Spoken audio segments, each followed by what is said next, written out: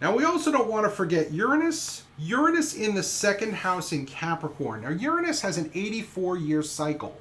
So it changes signs about once every 7 years. And Uranus hadn't been in Uranus hadn't been in Capricorn for too long when Taylor Swift was born. And Uranus is the planet, I call it the planet that breaks stuff. I also call it the planet of Red Bull because it's often very electric. It's being inspired by things that are crazy. It's unconventional energy. It's right next to Mercury. So this is a person whose mind likely never stops.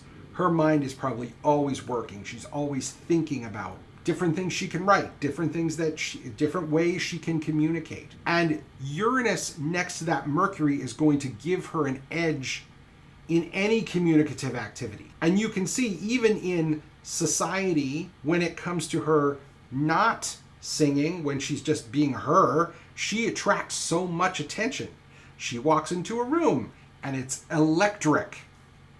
That's what you get when you have someone who has a Mercury and Uranus placement. Someone who communicates, gets a lot of attention.